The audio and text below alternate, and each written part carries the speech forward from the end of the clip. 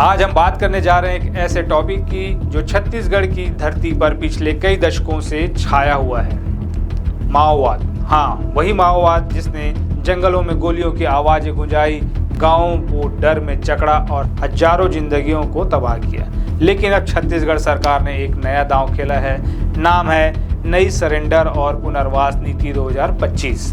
ये नीति सिर्फ कागजी बातें नहीं बल्कि एक ऐसा प्लान है जो माओवादियों को बंदूक छोड़ने और समाज की मुख्य धारा में लौटने का रास्ता दिखा रहा है। तो चलिए इस नीति को समझते हैं, इसके हर पहलू को खंगालते हैं और देखते हैं कि क्या ये सच में माओवाद के खिलाफ गेम चेंजर साबित होगी। सबसे पहले सवाल, ये नीति लाई क्यों गई? छत्तीसगढ़ का बस्तर इलाका माओवाद का गढ़ रहा है। यहाँ जंगल, पहाड़ और दूर दराज के गांव माओवादियों के लिए छिपने की परफेक्ट जगह बन गए। लेकिन अब सरकार कह रही है बस बहुत हुआ, 2026 तक माओवाद को जड़ से खत्म करने का टारगेट रखा गया है और इसके लिए दो रास्ते हैं। एक ऑपरेशन चलाकर माओवादियों को ढेर करना और दूसरा उन्हें सरेंडर करने के लिए मजबूर करना। ये नीति दूसरा रास्ता है। इसका मकसद है कि माओवादी खुद ही हथियार डालें, समाज में वापस आएं और एक नई जिंदगी शुरू करें। लेकिन सवाल यह है, क्या माओवादी सच में ऐसा करेंगे? जवाब आगे मिलेगा। इस नीति को छत्तीसगढ़ के मुख्यमंत्री विष्णुदेव साय की अगुवाई में तैयार किया गया है और इसका आधार है वित्तीय मदद, शिक्षा, रोजगार और सुरक्षा। यानी जो माओवादी सरेंडर करेंगे उन्हें सिर्फ माफी नहीं बल्कि जिंदगी जीने का पूरा पैकेज मिलेगा।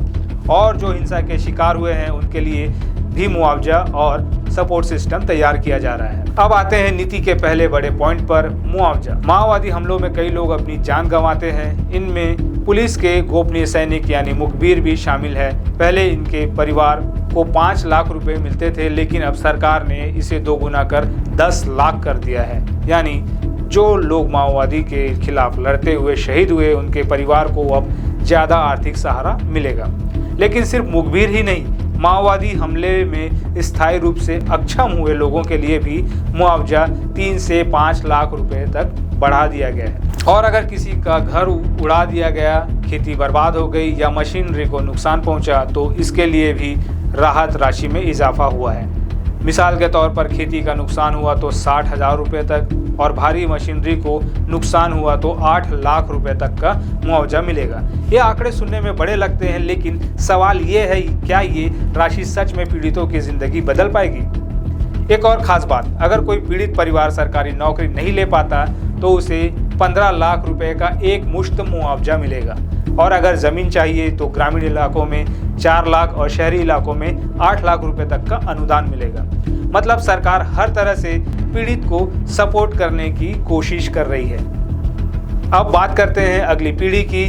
माओवादी हिंसा में कई बच्चे अपने माता पिता को खो देते हैं। ऐसे बच्चों के लिए सरकार ने खास इंतजाम किए हैं। इन बच्चों को प्रयास और एकलव्य मॉडल स्कूल जैसे आवासीय स्कूलों में दाखिला मिलेगा। साथ ही शिक्षा के अधिकार कानून के तहत स्कॉलरशिप, हॉस्टल और प्राइवेट स्कूलों में रिजर्व सीटें भी दी जाएगी। और सिर्फ स्कूल ही नहीं, अगर कोई बच्चा टेक्निकल या वोकेशनल कोर्स करना चाहता है तो उसे हर साल 25,000 रुपये की मदद मिलेगी। यानी सरकार ये सुनिश्चित करना चाहती है कि हिंसा की मार झेलने वाले बच्चों का भविष्य अंधेरे में न डूबे। लेकिन क्या ये स्कीम जमीन पर उतर पाएगी, ये देखना दिलचस्प होगा। अब आते हैं इस नीति के सबसे बड़े टारगेट पर, माओवादी जो सरेंडर करेंगे। सरकार ने इनके लिए लाल कालीन बिछा दिया है। जैसे ही कोई माओवादी हथियार डालता है उसे तुरंत 50,000 रुपये नगद मिलेंगे और अगर वो हथियार लेकर आता है तो बोनस भी है। मिसाल के तौर पर 10 किलो से ज़्यादा IED सरेंडर किया तो 25,000 रुपये और अगर विस्फोटकों का बड़ा जखीरा पकड़वाया तो 1 लाख तक का इनाम। जो इनामी माओवादी है उनके लिए तो और भी बड़े ऑफर्स हैं। 5 लाख या उससे ज़्यादा इनाम वाले माओवादी को घर या खेती के लिए ज़मीन मिलेगी। नहीं चाहिए तो 2 लाख रुपए का अनुदान ले सकते हैं और सरेंडर के बाद 6 महीने तक उनकी निगरानी होगी। अगर सब ठीक रहा तो उनके खिलाफ केस भी वापस लिए जा सकते हैं। लेकिन मज़ेदार बात तो ये है, जो लोग माओवादियों को सरेंडर करवाने में मदद करेंगे उन्हें भी इनाम मिलेगा।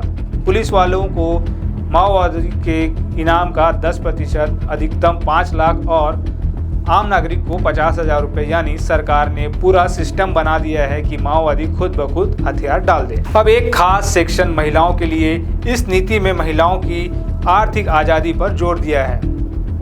सक्षम योजना के तहत महिलाओं को 2 लाख तक का लोन मिलेगा, जिसमें 3% ब्याज सरकार भरेगी, यानी कम ब्याज पर पैसा लेकर महिलाएं अपना व्यवसाय शुरू कर सकती हैं। और सिर्फ सरेंडर करने वाले माओवादियों या पीड़ितों के लिए ही नहीं, बल्कि अगर कोई प्राइवेट कंपनी इन लोगों को नौकरी देती है तो उसे 5 साल तक हर साल 5 लाख रुपए तक सब्सिडी मिलेगी। मतलब सरकार निजी सेक्टर को भी जोड़ रही है ताकि रोजगार के रास्ते खुले। अब आखिरी पॉइंट, बुनियादी सुविधाएं। सरकार कह रही है कि हर प्रभावित परिवार को राशन कार्ड, मुफ्त हेल्थ केयर और बिजली कनेक्शन मिलेगा। खासकर दूर दराज के इलाकों में सोलर पावर से बिजली पहुंचाई जाएगी।